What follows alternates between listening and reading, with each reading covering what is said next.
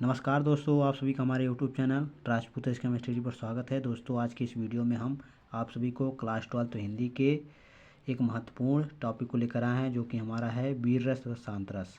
इसकी परिभाषा उदाहरण को हम इस वीडियो में बताएंगे। तो ये आप सभी के बोर्ड एग्जाम 2024 में 2 अंक में पूछा जाता है, तो इसे आप जरूर तैयार कर लीजिएगा। तो वीडियो स्टार्ट करने से पहले आप सभी से एक छोटी सी रिक्वेस्ट है कि यदि आप हमारे चैनल को अभी तक सब्सक्राइब नहीं किए हैं तो चैनल को सब्सक्राइब कर लें और बेल आइकन को भी दबा लें। तो बिना देरी किए हम चलिए वीडियो स्टार्ट करते हैं। तो हमारा जो पहला है वीर रस, तो वीर रस को हम जान लेते हैं।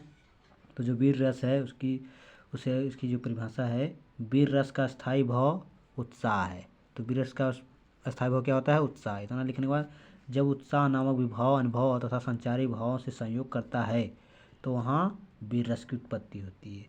जब कोई उत्साह नामक विभाव तथा अनुभव तथा संचारी भाव से संयोग जब करेगा तो वहाँ कौन सी उत्पत्ति होगी? तो वीर रस की उत्पत्ति होगी। तो इसकी जो परिभाषा है उसे जान लेते हैं, उदाहरण है जो उसे जान लेते हैं। तो उदाहरण है, खूब लड़ी मर्दानी में तो झांसी वाली रानी थी। इतना आप लिख देंगे तब भी आपको बोर्ड एग्जाम में जो बोर्ड एग्जामिनर है पूरा का पूरा 2 नंबर दे देगा। तो ये था हमारा वीर रस। तो वीर रस मैं आशा करता हूँ कि आप सभी को समझ में आ गया होगा। अब चलिए हम शांत रस को समझते हैं। तो शांत रस हमारा क्या है, देखिए।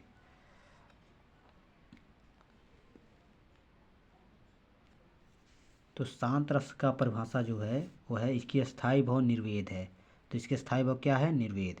उसके बाद जब निर्वेद नामक स्थायी भाव विभाव अनुभव तथा संचारी भावों से संयोग करता है तो वहाँ शांत रस की उत्पत्ति होती है।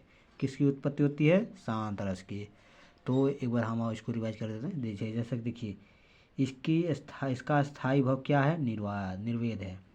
जब निर्वेद नामक अस्थायी भाव विभाव अनुभव तथा संचारी भाव से संयोग करता है तो वहाँ शांत रस की उत्पत्ति होती है।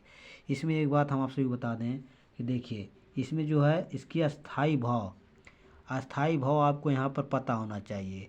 आप चाहे वीर रस हो, शांत रस हो, करुण रस हो, हास्य रस हो, सभी का आप परिभाषा बहुत ही आसानी से जान जाएंगे।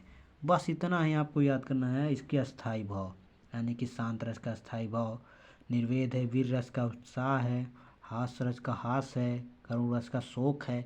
तो बस इतना है। उसके बाद है इतना जो 3 लाइन है आपका, ये तीनों लाइन आपका सेम है।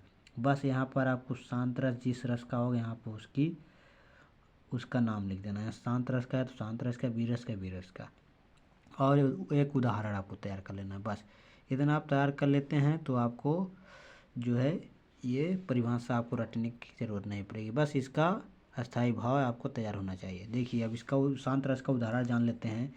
जब मैं था तब हरी नहीं, अब हरी है मैं नाही, सब अधियारा मिटी गया जब दीपक देख्या माही। तो ये था हमारा उदाहरण।